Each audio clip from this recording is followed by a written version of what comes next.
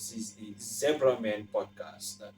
Nandi, don't think anyone like they would know that both you and I, of course, worked at a broadcaster. I think we know each other for 10 years, if I stand to be correct. Yes, you are very correct. 10 years. We Yeah. won't mention the name of the broadcaster, but it was quite a whirlwind of Yes. a situation. But I think besides that, I think we really learned a lot from that situation, and we started a lot of trends within the media, or should I say specifically in the news Yeah. space.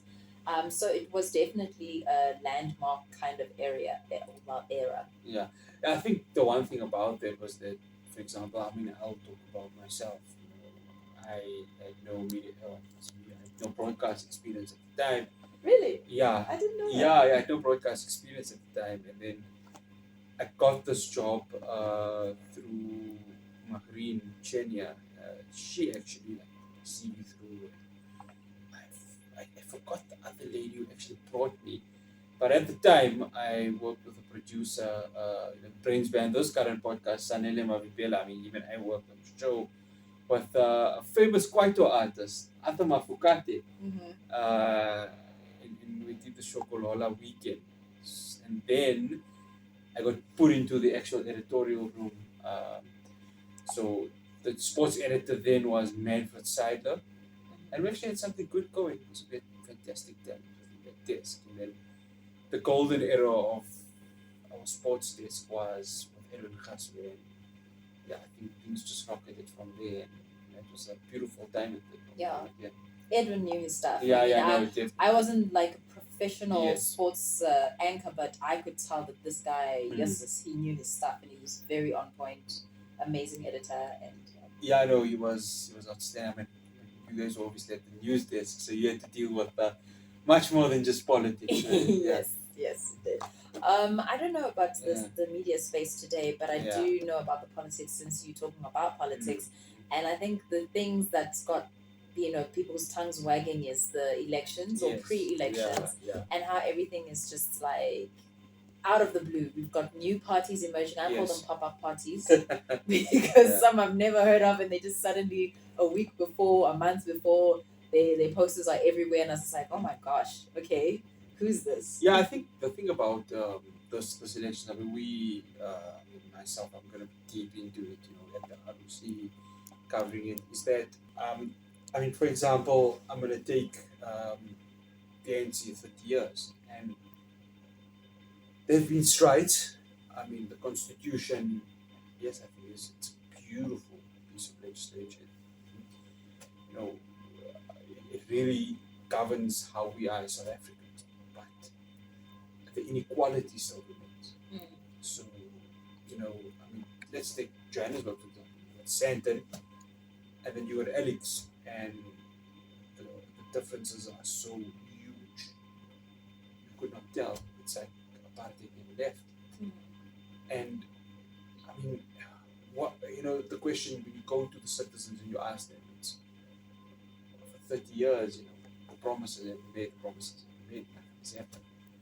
What I've seen, over this last few weeks is the campaignings that have been happening. Now, what happens is that you've got parties, the opposition like Democratic Alliance, the EFF, will actually say.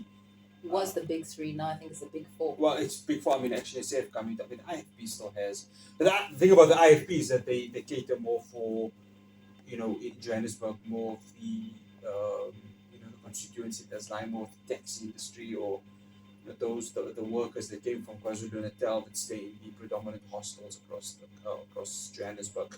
IFP still appeals to them, and of course, the IFP have to step up because Mangosuthu Buthelezi, the prince, obviously he died last year, so things have been different. But despite the opposition have been trying, but the problem with the opposition, Nandi, is that they're more focused on the ANC's faults rather than bring something innovative.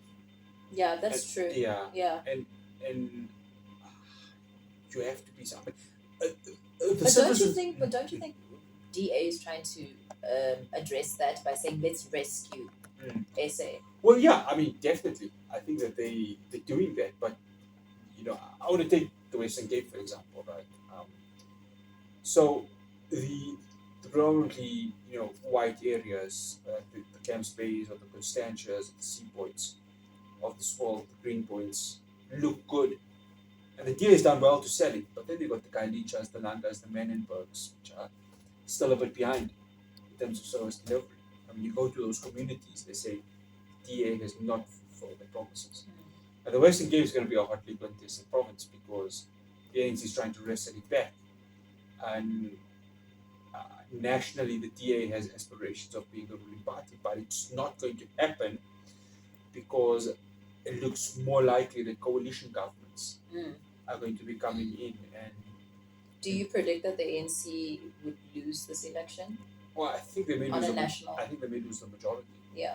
Look, I look at the polls of various stations. I mean, I interviewed somebody where I work in Laltibet Ipsos, and they're saying that look, they're going to drop below 50, which is going to force the ANC to work with the opposition on coalitions. Now, my issue with coalitions is that I look at the metros, Tshwane, City of Ekurhuleni, City of Johannesburg, and it's not sustainable. So you've got a merry-go-round of mayors that have been changed, or the council speakers that have changed, but they're not focused on addressing service delivery. Let's take City of Johannesburg, for example. They've got a water crisis right now. What's being done? Nothing. City of Tshwane, service delivery has been a big problem. I mean, rubbish collection, waste, which has, at the time, I mean, my sister stays in Centurion with her husband and daughter, and there was a time last year where I think it's 6 or 7 weeks without waste being collected. Now, that's because coalition governments, the people sitting in the chamber cannot agree on a way for service delivery to be executed. That's my biggest issue with regards to this, is that what is being done to allow service delivery ahead of squabbles within the chamber. And unfortunately, it seems as if we are heading on a wrong direction from a metro perspective.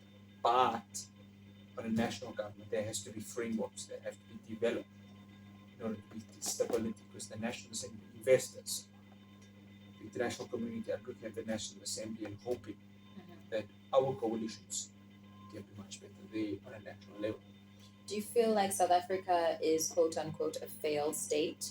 Because a lot of people feel like, oh, okay, we're going in that direction. But some people beg to differ. They feel like, you know what, there's still hope. We're not there yet. As much as we do have problems, these kind of problems are everywhere in the world. You can go to Venezuela, you can go to Brazil, you can go to, I'm talking developing countries. I'm not going to pit ourselves against developed countries. Do you feel like we are heading that way, or is there still hope? Well, we haven't had load shedding now for the last but we all know why. No, of course. Let's not lie. We're being bribed. We're being buttered. Look, it's going to return. I have no two ways about it. Our systems can't control.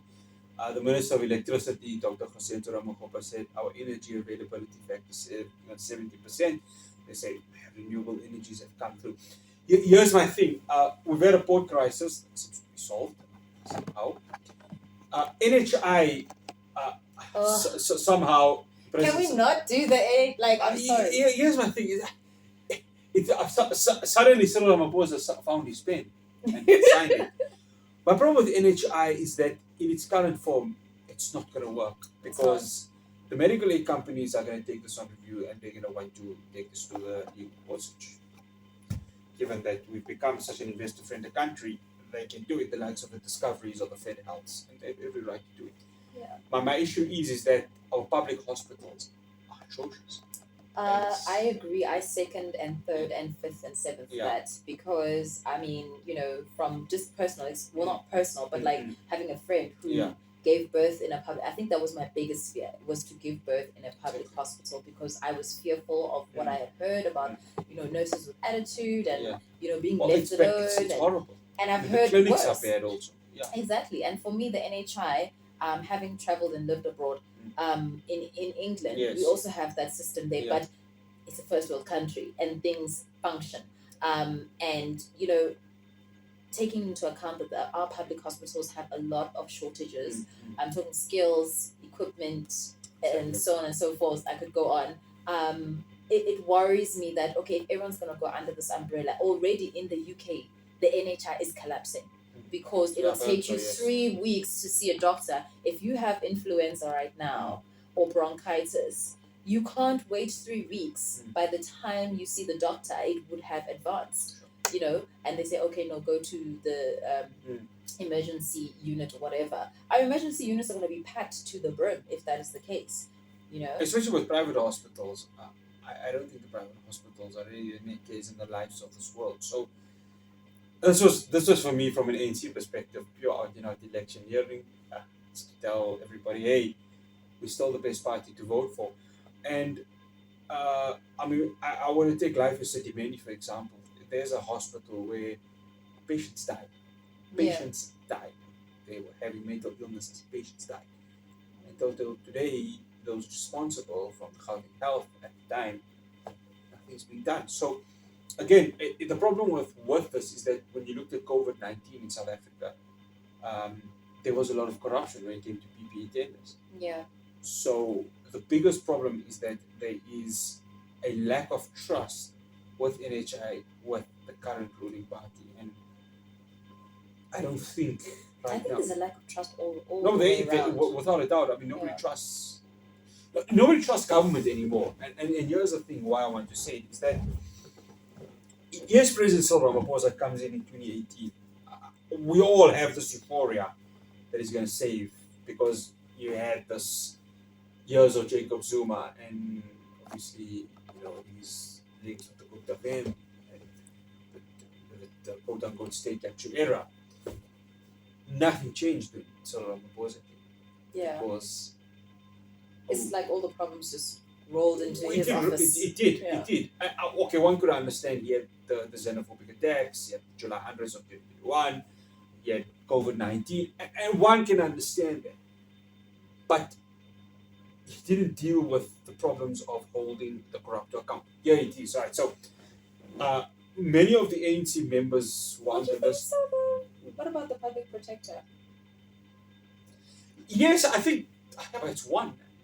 It's one. Yeah, true. It's one. I mean, it's one. Look, I mean,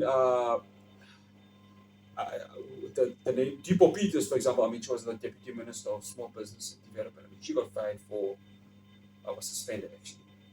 Nasevema Pisan Kakula got suspended. Well, she actually then ended up resigning. Yeah. For of course kickbacks during the time as the Minister of Defense. So there could be ticks there. Some would say the criminal justice system is strengthened, but if you speak to the NPA and the Hawks, that say we need more funding.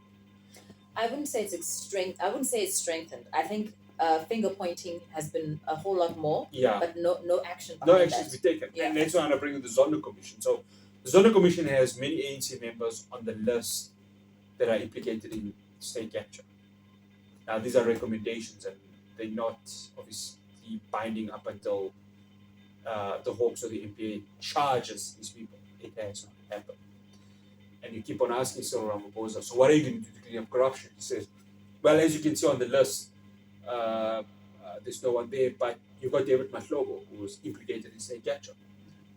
And nothing's happened there. So, again, these are... The thing about Cyril Ramaphosa, unlike Jacob Zuma was decisive. Some may say he was decisive for the wrong reasons, i.e. the night of the long knives, or the South African night of the long knives, where he fight Pravin Gordhan and Xolisi Jonas from Treasury and replace them with Malusi Gigaba. That didn't last long. But what I'm saying is that from a decisive perspective, Cyril Ramaphosa it just seems too lackadaisical in my opinion.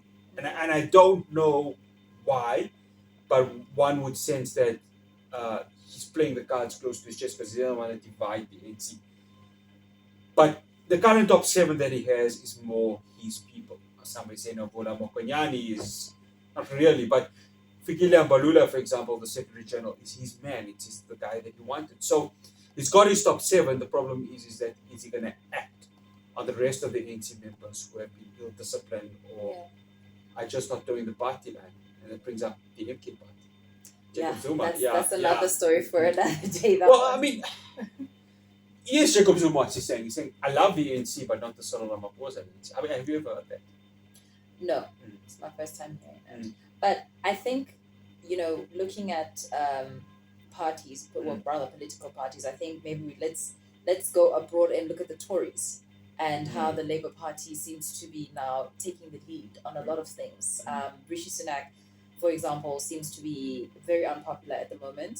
And the UK seems it's not in its former glory as it used to be. It's not so great anymore. And what I'd like to touch on is the fact that a lot of these first world countries, including America, and I could go on and so on and so forth, seem to be kind of in the same position that we are on an international front. Because, as I mentioned, Great Britain is not so great anymore. There's so many problems. You're talking about load shedding problem. They talk about heat and eat problem, where they have to choose either between heating their homes in the dead of winter, which is all year long, or eating. And a lot of people now are moving to food banks because they can't afford a lot of the food, because heating a place is literally all year round. And imagine that bill.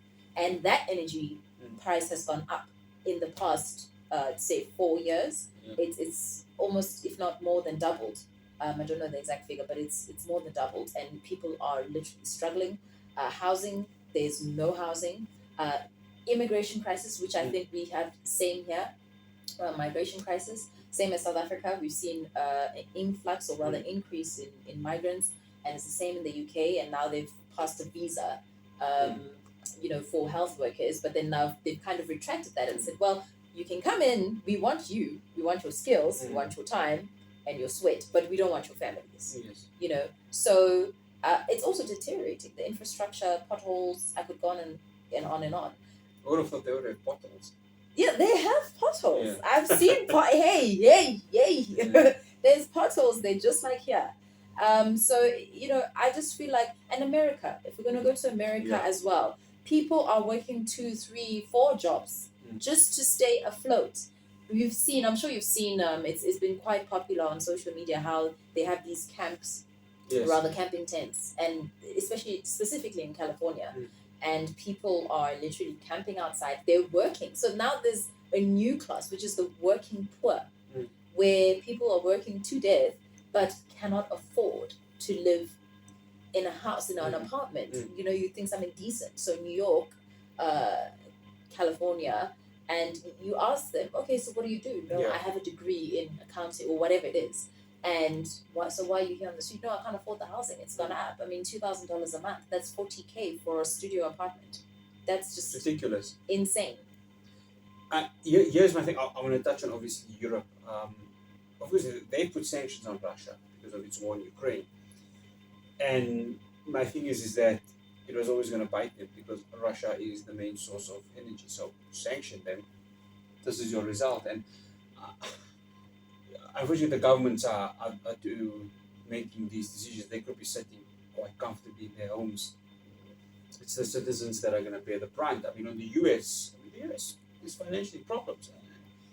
And the biggest issue, if you speak to Americans right now, is that Joe Biden, its president, is giving more money to Israel. Yes, for weapons.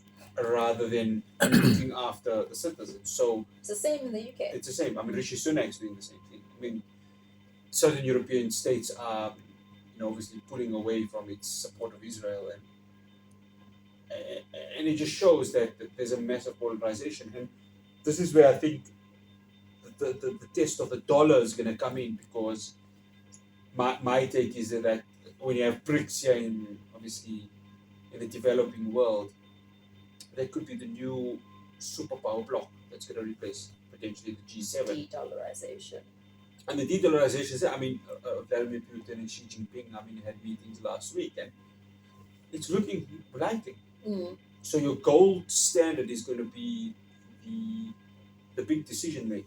Look, the de-dollarization is not going to just overnight. No, of course not. Yeah. But they're looking at that. And of course, you've seen Saudi Arabia, United Arab Emirates coming to the party with BRICS.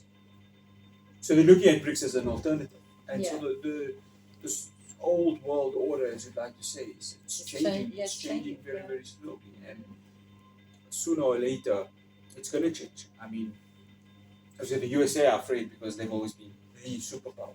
Yeah, and I think as well, with a lot of the change is like the whole thing of another issue is the depopulation crisis that's happening mainly in the Western countries, and the Asian countries seem to be leading. So Yes. South Korea at the moment is plummeting, like literally plummeting. I mean, not even primary school, nursery schools are closed. People are not getting married. In Japan, it's worse. They I don't want to use It's expensive to get married, isn't it? Well, but that's the whole thing. Yeah, I mean, in the West or in the exactly. developed world is the housing. That's been like the main cry. Yes. In Asia, it's been housing and a work-life balance. And when they interviewed young people or people of childbearing or women of childbearing age, they say, what's the point? And the men say, I can't afford a house Yes. myself. Well, how can I support a family? And governments are throwing incentives to say, okay, if you have a child, we're going to give you, I don't know how much, 80,000 Rand per child. And it's just like, they're not listening to the citizens, because you can throw 80,000 Rand at a family for having a child, but then what about the rest of their life? That's the thing, it's a short-term solution, and I don't think everyone understands that. I mean, you talk about depopulation. COVID-19, I mean, took quite a lot of lives away, which I mean was very, very sad at the time. And you talk about marriage. I mean, yeah, it's a huge commitment, but it's expensive to. I mean, I always believe children are blessings, but I mean, I take away the more sentimental part. It's very expensive to get married. So here's the thing: you need to understand that before getting married, it's more to, I'm not married, and I have this conversation with my parents a lot yet. Don't worry, I'm under pressure. So many seconds. But when you have a very mature conversation with parents or with everyone else, they always say it's lovely to get married, right? Okay, but it's not just after the love. What is it? Love lasts, right? Companionship, understanding each other, helping each other financially. That's the big socially. The financial perspective is the big one, because if you financially are not able to meet or assist your partner, you're going to run into problems. I know personally of people who've gone through that. So there has to be that ability to meet the financial aspect with the psychosocial needs or the psycho-emotional needs. And if you're not able to meet that, don't get married.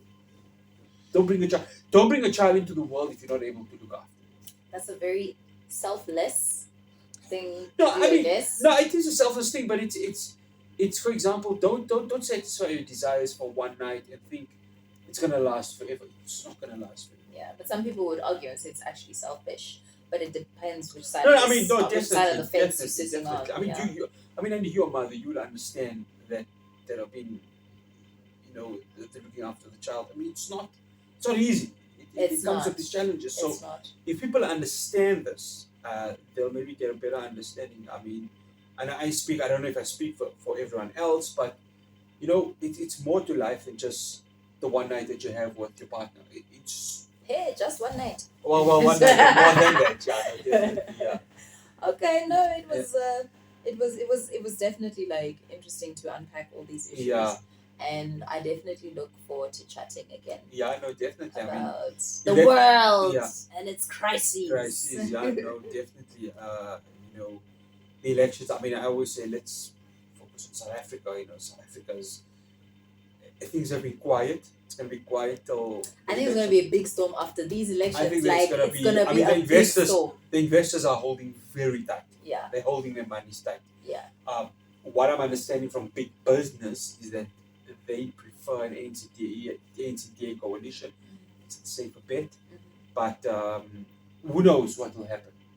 Who knows how it's going to be? The center-left political ideologies are something that they're looking at. But right now, things have been very quiet. I know it's month in. It's still going to be very quiet. But when the storm comes, be prepared as South Africans. We just hope that it's a storm for the positive. The winds of change for the positive and not the negative, because we can't afford that as a country. No, we can't. We can't be like our fellow neighbors. Definitely. Yeah. Definitely. So, yeah. Well, that's the end of our this episode here. It's been an absolute pleasure. My name is Fahraaz My Patel, name is Nandi Ntoni. and we will see you again for another episode of the Zebra Man. The Zebra Man out.